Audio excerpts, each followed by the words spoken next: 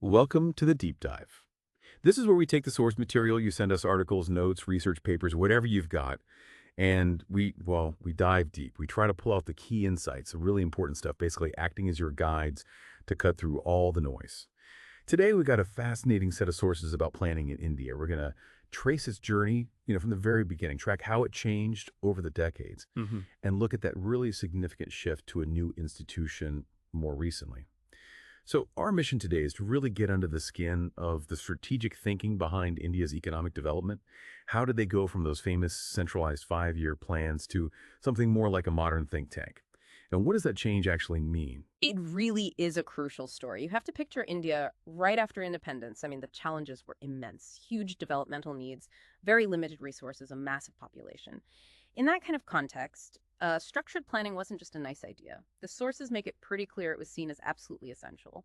Planning was considered, well, particularly vital for developing economies back then.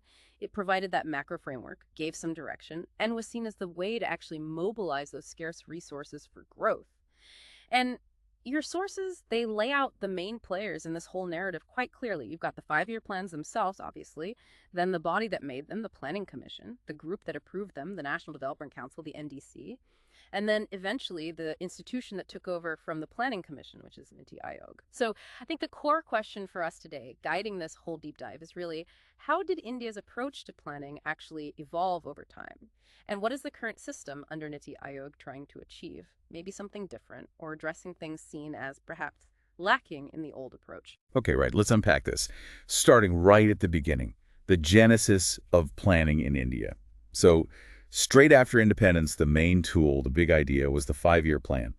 Simple structure, right? Pretty much. A five-year horizon for setting goals, allocating resources, and usually there was a plan for a midterm review, to check if things were on track. But it wasn't always strictly 5 years. The sources mention exceptions. Yeah, that's right. In exceptional situations like wartime, they shifted to shorter annual plans.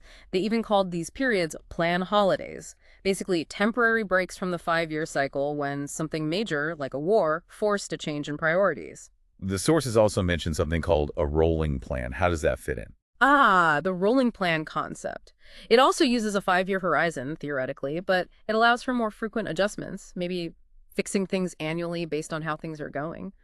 But the sources emphasize that for India, overwhelmingly, the main model, the defining feature of that whole era, was the fixed five-year plan, just with those periodic reviews. The rolling plan idea didn't really take hold in the same way. Okay. And describing that initial system, the sources call it highly centralized. What was the core purpose of that centralization? Fundamentally, it was about providing a macro framework for the whole country's development and investment needs.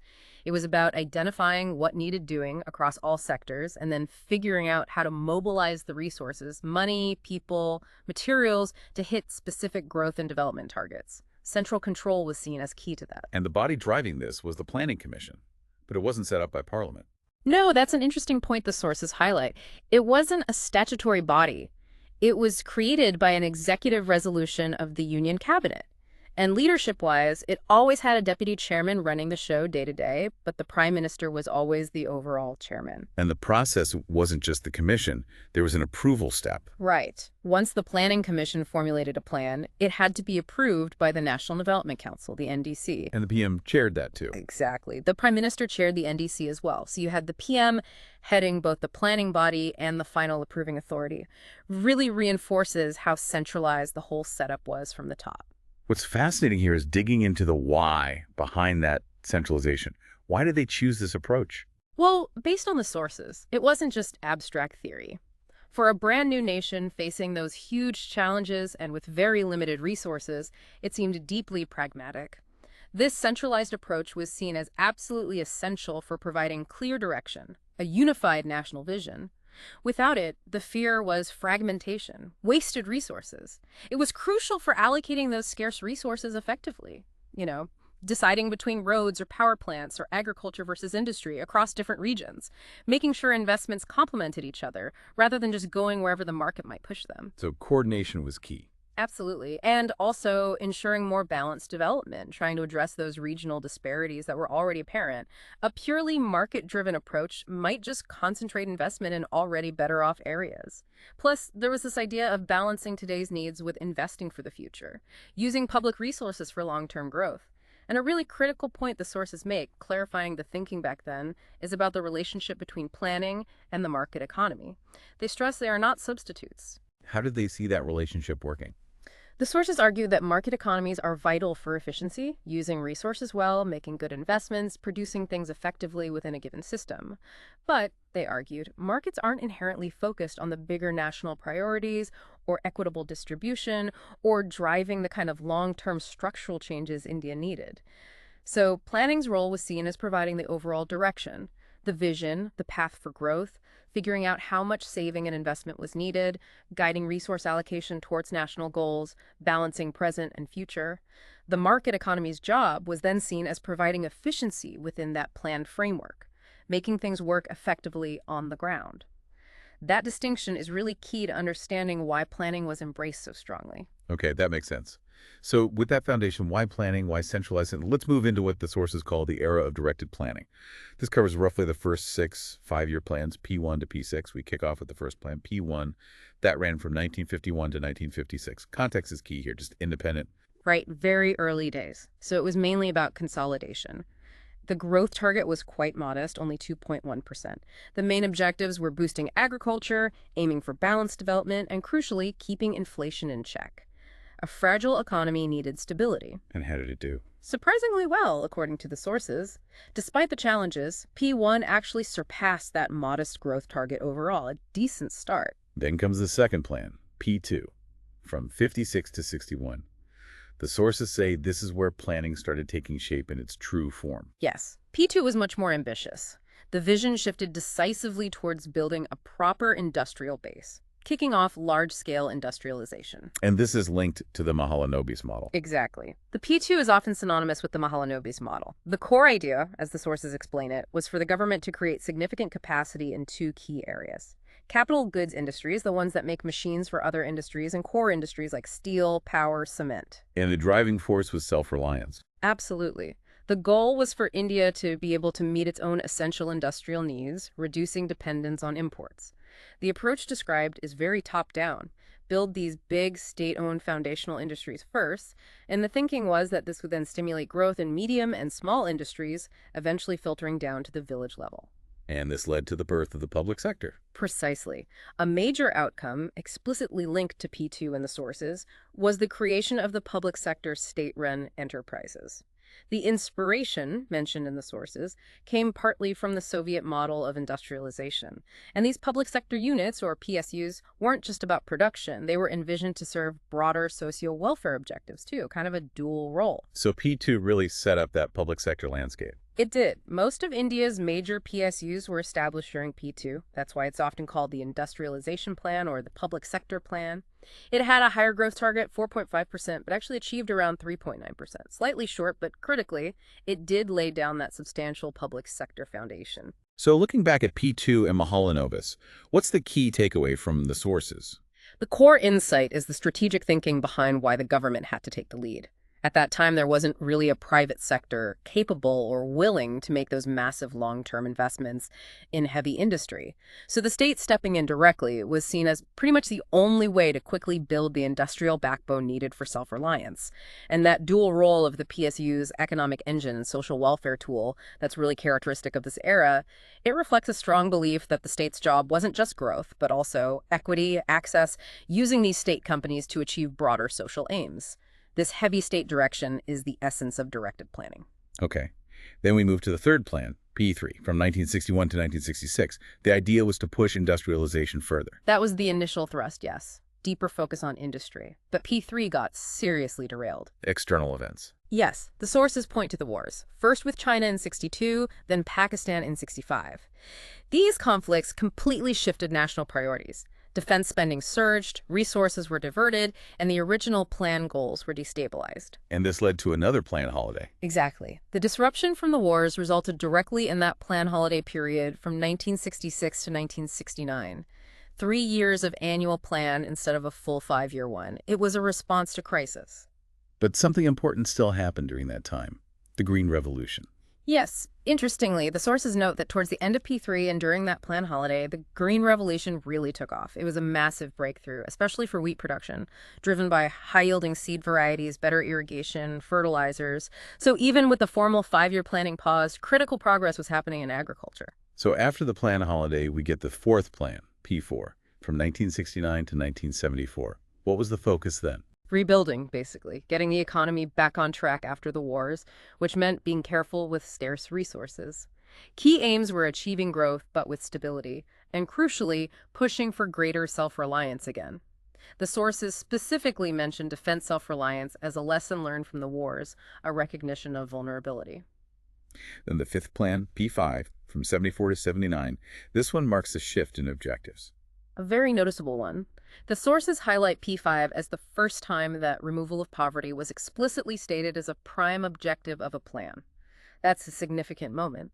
A formal acknowledgement that just focusing on overall growth wasn't enough to tackle widespread poverty. And this intensified in the sixth plan, P6, from 1980 to 1985. It did. By then, the sources say, it was becoming clear that growth rates weren't high enough on their own to significantly reduce poverty, and there were still structural rigidities holding the economy back.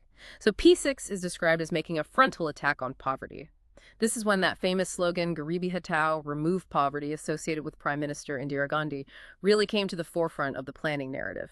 So it was a change in approach, not just growth, but direct action. Exactly. The sources point to this as a transformation, moving beyond just allocating resources for industry and overall growth towards a much stronger welfare orientation. Specific programs aimed directly at alleviating poverty were introduced. The Integrated Rural Development Program, IRDP, is mentioned as an example, bringing together various existing schemes under one umbrella. P6 had other firsts too, didn't it? Yes, according to the sources, P6 was also the first plan to specifically focus on gender issues and women's empowerment.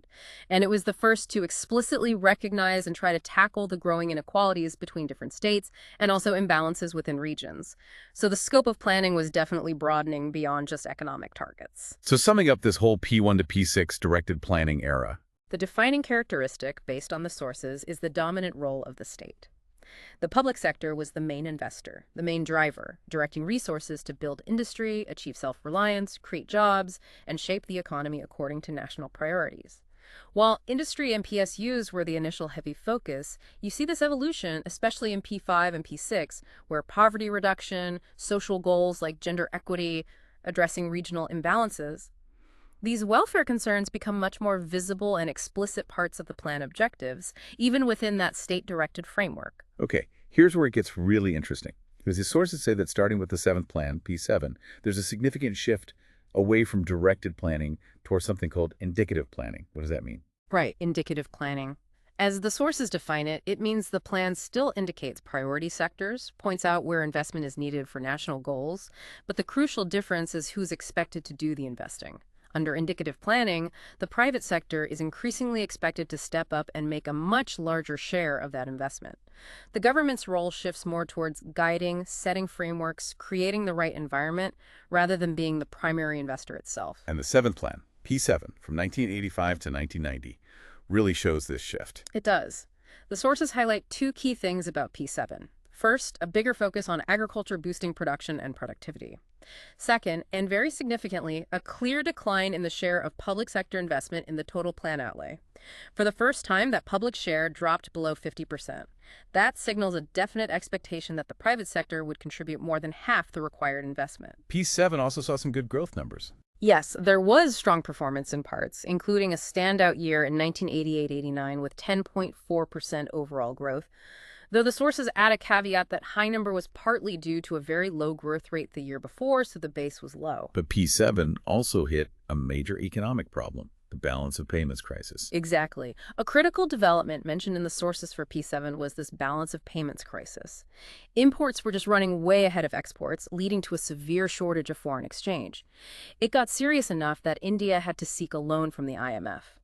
The sources note the full crisis details are elsewhere, but its occurrence during P7 is the key link here. Because that crisis led to another planned holiday. Yes, the sources directly connect those adverse economic developments, the Bull crisis, to the next planned holiday, which happened between 1990 and 1992.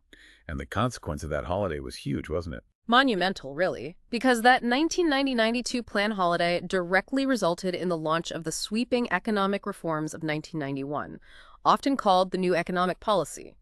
Again, the sources say the policy itself is discussed elsewhere, but the timing is crucial.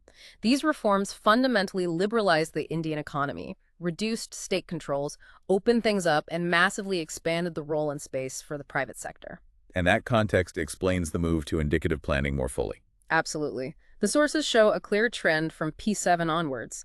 Each plan saw a gradual reduction in the relative share of public sector funding and an increasing reliance on private investment. Planning had to adapt to this new reality post-reforms. It became less about the state directly investing and controlling everything, and more about setting overall goals, creating a conducive policy environment, and indicating priority areas where the now more active private sector was expected to invest. Right. So after those 1991 reforms, we get the 8th plan, P8, running from 1992 to 1997. What were its aims in this new environment? Well, still focused on increasing growth, boosting agriculture, aiming for food grain self-sufficiency, those core goals remained. But new areas emerged too. Infrastructure. Yes, P8 was significant for that.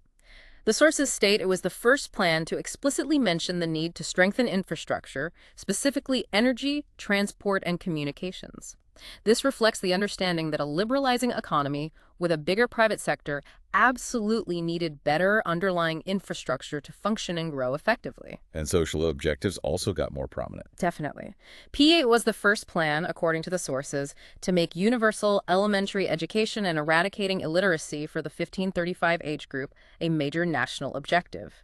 It was also the first to explicitly encourage people's initiative and participation in development programs, tapping into voluntary agencies for social sector work, suggesting a move towards more decentralized, community-involved approaches. And the investment pattern reflected the indicative shift. Clearly, private sector investment rose to 55% of the total in P8. It was playing a much bigger role in key sectors like mining, communications, electricity, gas. The sources specifically note the public sector's role is now seen as selective, a huge change from being the dominant directive force earlier. Okay, then the 9th plan, P9, from 97 to 2002, was it similar? The sources characterize P9 basically as a continuation, a further extension of the direction set by P8, so building on that framework. Besides growth, it also explicitly aimed for social justice and equity, continuing that trend of broadening social objectives. And the 10th plan, P10, 2002 to 2007, more ambitious. Yes, P10 is described as more ambitious, with wider-ranging objectives touching almost every part of the economy. A key difference highlighted in the sources is that P10 introduced specific timeframes for achieving targets related to poverty reduction, education, literacy, etc., moving from just stating goals to setting deadlines. And a major policy came in during P10, the FRBM Act. That's right, the Fiscal Responsibility and Budget Management Act. The sources mention its enactment during P10. It set out timelines for reducing government deficits, fiscal, and revenue, bringing in a formal framework for fiscal discipline in the post-reform era. Then we reached the 11th plan, P11, 2007 to 2012. This one introduced a key concept. Yes, inclusive growth. That became the buzzword. The sources define it clearly, ensuring the benefits of economic growth actually reach the masses, addressing head-on the concern that growth wasn't broad-based enough. How did P11 try to operationalize that? It set out monitorable, quantifiable targets for both the center and the states. It grouped priority areas for government action. It specifically expressed concern about the growing divide in the economy and mentioned the need to bring the northeastern states into the developmental mainstream, an issue flagged for attention. And the investment balance shifted even further. Dramatically. Public sector outlay in P11 hit its lowest point ever, just 25%, according to the sources. The private sector was expected to contribute 75%. That's almost a complete reversal from the early days, where public outlay was well over 60%. P11 also, the sources say, highlighted the need for adapting policies described as neoliberal to fit the changing global economic landscape. And it gave a big push to the public-private partnership, or PPP model, especially for infrastructure development, further embedding the private sector. But P11 faced challenges too, the global recession. Yes, the midterm appraisal of P11 had to scale back the original growth target. The 2008-2009 global recession hit hard, showing how interconnected India's economy had become. But the sources noted at the time that most sectors seemed broadly on track, and there was hope for better performance by the end of the plan period. So summing up this indicative planning era, P7 to P11. If we connect this to the bigger picture, the sources clearly chart this trajectory. You see the steady decline in the public sector's relative investment role and the corresponding rise of the private sector. This was directly shaped by those 1991 reforms, which themselves were triggered, as the sources link it, by the P7 balance of payments crisis. And the objectives evolved significantly. From basic growth in industry, they expanded to include detailed targets for poverty, education, health, infrastructure, fiscal consolidation, and ultimately, that defining goal of inclusive growth. Planning became less about state control, more about steering, setting priorities, fostering private investment, and defining measurable socioeconomic outcomes to be achieved through a partnership between state policy and private action. Which brings us to the final plan in this traditional sequence, the 12th five-year plan, P12, covering 2012 to 2017. Its main theme continued from P11. Yes, the sources state its primary focus remains squarely on instilling inclusive growth, building directly on the concept introduced in P11. And how is it expected to achieve this? The idea was to boost development in key social areas: agriculture, education, health, social welfare, mainly through targeted government spending. Simultaneously, it aimed to create jobs by developing the manufacturing sector, helping India move up the industrial value chain. The sources mentioned some specific growth targets being discussed. Yeah, it gives a little glimpse into the process. The Planning Commission itself was apparently aiming for about 10% growth in manufacturing and 4% in agriculture during the plan. Interestingly, the sources also note the Prime Minister at the time had called for a higher overall national growth target, somewhere in the 9 to 9.5% range. So even setting these top-line targets involved different perspectives. And P12 had a specific point about inclusive growth regarding rural areas. It did. The sources highlight a need to shift the focus of government aid and attention more effectively towards rural India. They point out a common pattern where really big infrastructure projects, power plants, major freight corridors, airports tend to capture the lion's share of government subsidies and focus. While rural infrastructure gets less attention. Exactly. Even though rural areas are home to about 70% of the population, the infrastructure serving them, local roads, irrigation, storage, often gets comparatively less attention and funding. The sources make a specific point here, urging the Planning Commission to note this gap and find innovative ways to ensure rural infrastructure gets the investment needed to make growth truly inclusive. So with these ambitious goals, how are they planning to track progress? You mentioned monitorable targets earlier? This raises an important question, right? How do you measure something like inclusive growth? The sources give us the answer by listing the 25 core monitorable targets for P12. It's a really detailed list that shows the focus on measurable outcomes. 25 is a lot. Can you give us a flavor of the categories? Sure. They fall into several broad categories. For economic growth, you had targets like 8.2% real GDP growth, 4% in agriculture, 10% in manufacturing, and a goal for every state to grow faster than it did in P11. Okay, what about poverty and jobs? Under poverty and employment, the aim was to cut headcount poverty by 10 percentage points, that's a big number, and create 50 million non-farm jobs, plus provide skill certification for the same number. Education. For education, targets included raising the average years of schooling to 7 years, adding 2 million higher education seats, and eliminating gender and social gaps in school enrollment. Very specific. Health targets must have been key too. Absolutely. Under health, specific reductions were targeted for infant mortality rate, IMR, maternal mortality rate, MMR, also improving the child sex ratio, reducing total fertility rate, TFR, and a precise goal. Have child undernutrition from the levels recorded in the NFHS3 survey. Wow, that's detailed. What about infrastructure? Especially given the rural focus mentioned. Right. Infrastructure, including rural infrastructure, was a big category. Targets included boosting overall infra investment to 9% of GDP, expanding irrigation, getting electricity to all villages while cutting losses, connecting villages with all-weather roads, upgrading highways, completing freight corridors, boosting rural phone density, and improving access to drinking water and sanitation in villages. a huge agenda. Environment. Environment and sustainability had targets too, increasing forest cover, adding renewable energy capacity, reducing the emission intensity of GDP. And finally, service delivery. Yes, service delivery. Key targets were banking access for 90% of households and, significantly, shifting major subsidies and welfare payments towards direct cash transfers using Aadhaar linked to bank accounts, aiming for efficiency, reducing leakage. Looking at that list, the specificity is striking. It really is. The key insight here is how P12 tried to translate that broad goal of inclusive growth into very concrete, quantifiable, trackable results across almost every dimension of development. It signals a planning approach heavily focused on measurable outcomes and accountability. Okay, so those were the ambitious targets. But what about the hurdles? The sources also list the challenges facing the 12th plan. What were they seeing as the major roadblocks? Right. The sources lay out quite a few significant challenges anticipated for P12. First up seems to be inclusive growth itself. Yes, the very challenge of achieving truly inclusive growth, making sure the benefits were broad-based. The sources note this was seen as even bigger challenge for P12 than for P11, suggesting it was a persistent, maybe worsening problem. Second, the nature of planning itself. Kind of. The fact that planning was becoming more indicative, with the private sector playing a larger role, was listed as a challenge, maybe hinting at concerns about steering private investment effectively towards national goals or ensuring inclusive outcomes. Agriculture remained a concern. A major one. Improving agricultural production and productivity. The sources mention near stagnation and list specific issues: commercialization, adopting biotechnology, access to credit, and crucially, land reforms. It's noted these were old problems, but now bigger challenges, made harder because agriculture is mostly a state subject, limiting what the center could directly do. Infrastructure funding. Still a challenge, getting the necessary long-term funding for infrastructure and ensuring effective coordination to actually build it. What about poverty data? That's an interesting one. Poverty itself was still a major issue, but the specific challenge highlighted was the lack of recent reliable data on poverty numbers. This made it hard to judge how well anti-poverty schemes like MG or GS were working or where policies needed adjusting.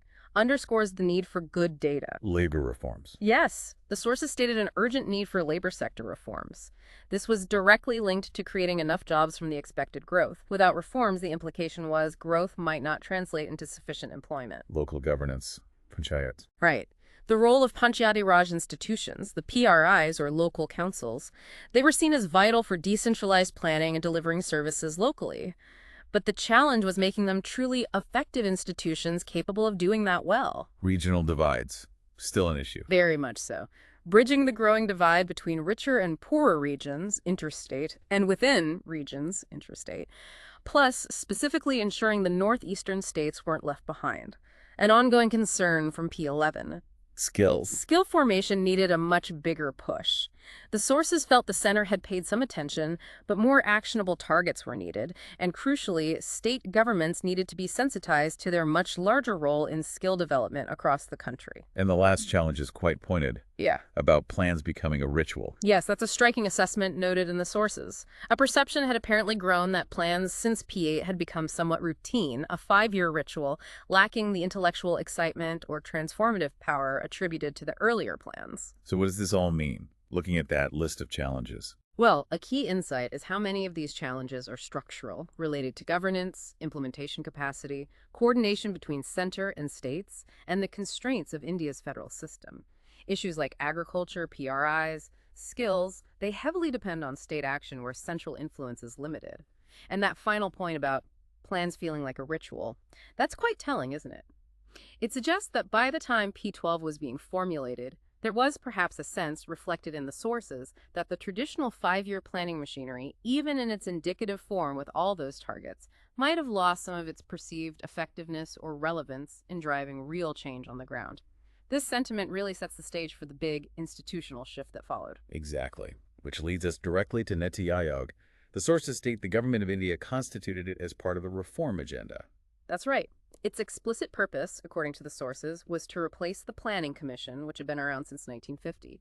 The stated reason was to better serve the needs and aspirations of the people, implying the old structure was seen as no longer the best fit for that task. And the timing was specific. Yes, formed by a Union Cabinet resolution on January 1st, 2015. And its role is different.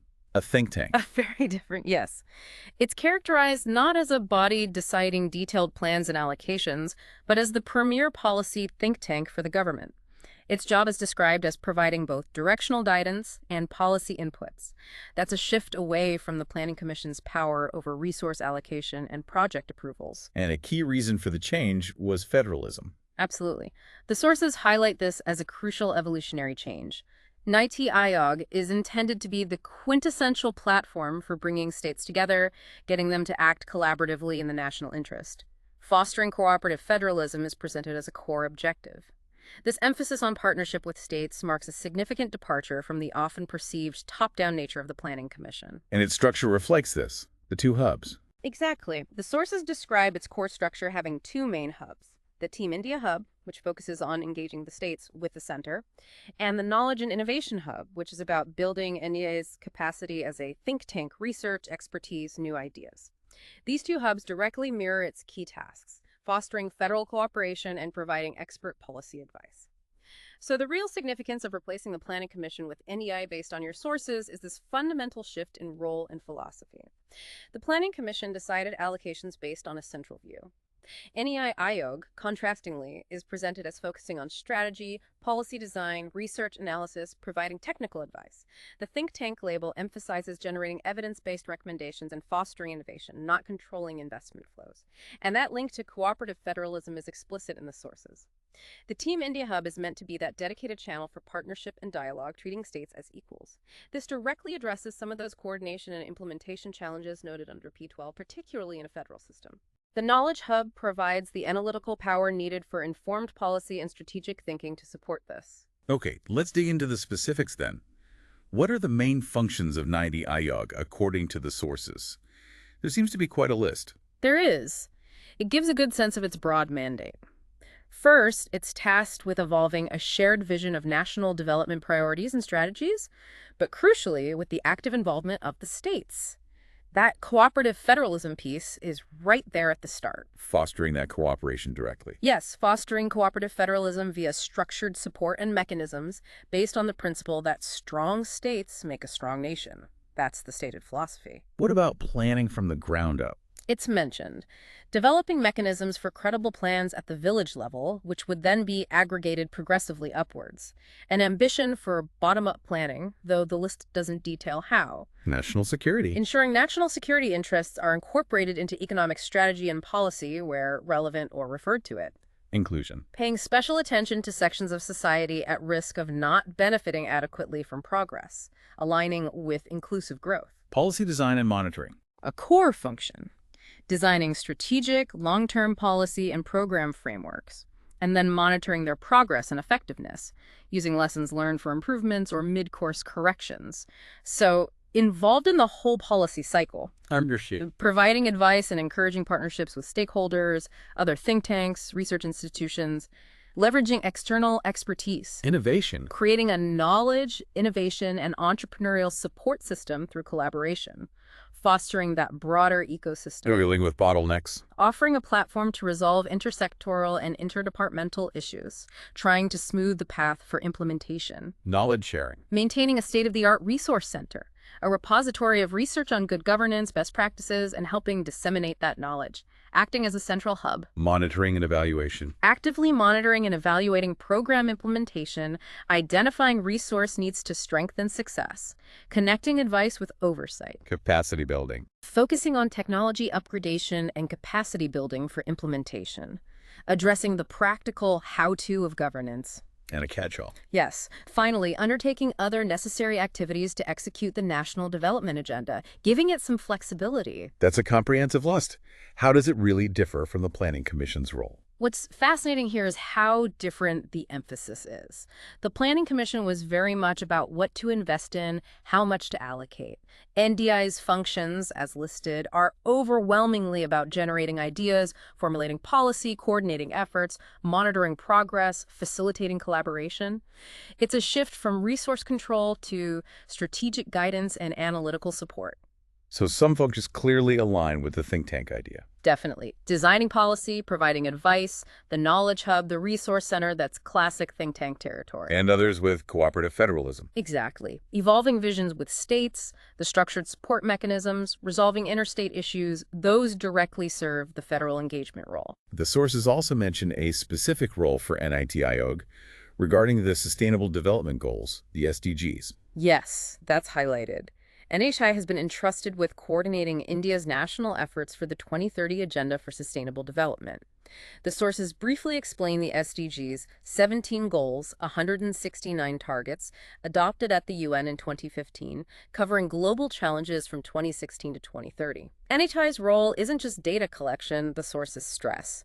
It's about proactively working to fructify these goals and targets in India, both quantitatively and qualitatively, making them happen. How are they doing that? The sources mention supporting activities, like the Ministry of Statistics, must be I, developing national indicators for the SDGs.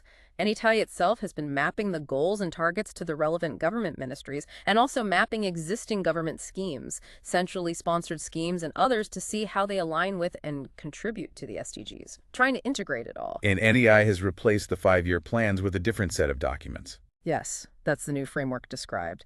Instead of 5-year plans, there's a 15-year vision document for the long term. Then a 7-year strategy document covering 2017 to 2024, which is called the National Development Agenda. And underpinning that, a 3-year action agenda. The first one covered 2017-18 to 2019-20. This is meant to be more operational, assessing funding needs with specific action points to boost growth. And the timing was immediate. Right. The sources note the 12th 5-year plan ended March 31st, 2017. The first 3-year action agenda kicked in April 1st, 2017.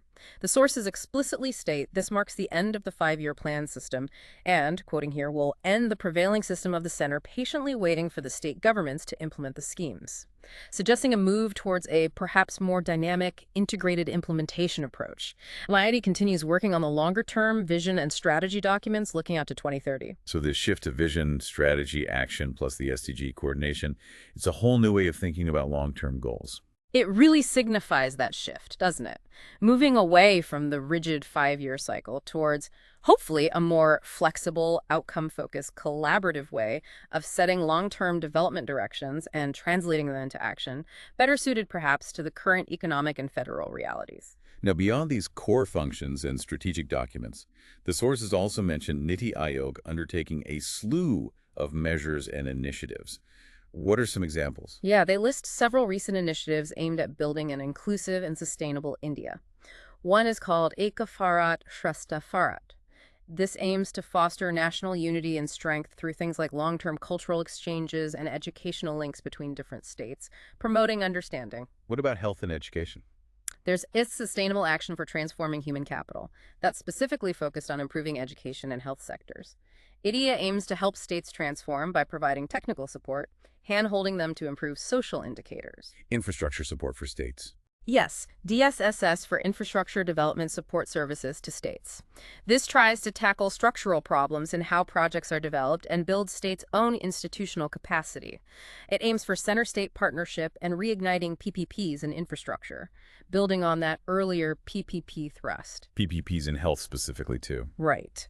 NITI developed a guiding framework for states to use PPPs at the district hospital level, particularly for non-communicable diseases, prevention, diagnosis, treatment, providing a model. And reinforcing the federalism role. The Cooperative Federalism Platform is listed as an initiative itself, a forum to resolve issues states have with central ministries, share best practices, foster collaboration, directly delivering on that core mandate. State human development reports. NITI has assisted states in preparing these detailed reports on human development within their own borders, helping with measurement and analysis at the state level. And the Aspirational Districts Program. That's highlighted as a major one. NITI is described as the prime force behind this program, which targets 115 districts identified as lagging in key social development areas. It aims for rapid, focused transformation in these pockets of underdevelopment. A very concrete, targeted initiative. If we connect this to the bigger picture, while cooperative federalism is key, the sources also introduce this idea of competitive federalism and explain how NITI fosters that alongside cooperation. How does it do that? Through rankings and indices. Exactly. That's the primary mechanism described. NITI develops and uses indices to measure and compare how states are performing year on year in critical areas: health, education, water, SDGs. Can you give examples of these indices? Sure. The sources mention the District Hospital Index to measure hospital performance based on outcomes. The Healthy States, Progressive India report the Health Index, which ranks states on health outcomes. The Composite Water Management Index, assessing how states manage water resources. And more are being developed. Yes, the sources say NITI is also working on a School Education Quality Index, SQI, an SDG India Index to track state progress on those global goals, and a Digital Transformation Index, DTI, for measuring digital progress. So what's the intended effect of publishing these rankings? The implication is clear. By measuring performance and making comparisons public, NITI creates competition. States are naturally incentivized to improve their policies and delivery to move up the ranks. This encourages states to learn from best practices in higher performing states and drives overall improvement across the country. It uses that spirit of competition as another lever, complementing cooperation, to achieve national development goals. It neatly ties together NEI's think tank role, developing metrics, its monitoring role, and its federal engagement role. So reflecting on this whole journey we've traced, it's quite something, starting with those centralized, state-directed 5-year plans right after independence, focused on building industry and achieving self-reliance. Then seeing that slow but steady shift towards indicative planning, especially after the 91 reforms, bringing in the private sector, broadening the goals to include poverty reduction, social justice, infrastructure. And culminating in that concept of inclusive growth becoming central. Right. And then the final major institutional shift, dissolving the Planning Commission and creating NITI Aayog. And NITI Aayog, as the sources describe it, is positioned very differently. As a think tank, a facilitator, a platform for both cooperative and competitive federalism. Its focus seems much more on strategy, policy generation, monitoring outcomes, driving specific targeted initiatives like aspirational districts, coordinating SDG efforts, and working through and with the states, rather than directing resources from the top down. It's interesting to think back to that list of challenges the sources laid out just before NEI's creation. The implementation gaps, the governance issues, state capacity, regional divide, even that perception of planning becoming a ritual. Yes, and while the sources don't explicitly claim NITI as a magic bullet for all those deep-seated challenges, it's very designed. The emphasis on partnership via the Team India Hub, the focus on monitoring and evaluation, the capacity building efforts, the targeted programs, it certainly looks like an institutional attempt to tackle many of those persistent hurdles using a different toolkit than the old Planning Commission. Definitely. Understanding this whole evolution, this long arc, really helps you appreciate the changing strategic thinking, the adaptations, the different philosophies that have guided India's development approach over more than 70 years. It's a story of a nation constantly trying to find the best way to reach its goals in a complex and evolving world. Now, here's a final thought, drawing directly from the source material you provided. The text we looked at right before describing NITI Aayog ends with this specific hope regarding the 12th plan. It hoped P12 would be path-breaking and give greater credibility and respect to both the 5-year plans and the Planning Commission itself. Given that the Planning Commission was actually replaced by NITI Aayog right as the 12th plan was concluding, what does that particular statement in the source text suggest about the perceived legacy or the standing of the traditional 5-year plan system and the Planning Commission by that point? And perhaps, does NITI Aayog's design being a think tank, focusing on policy over allocation, fostering state competition and cooperation, implicitly seems structured to address those very issues of credibility, or the perception of planning as a ritual that the source text itself seemed concerned about? Something to ponder as you continue your own exploration based on the sources. Thanks for joining us on this deep dive.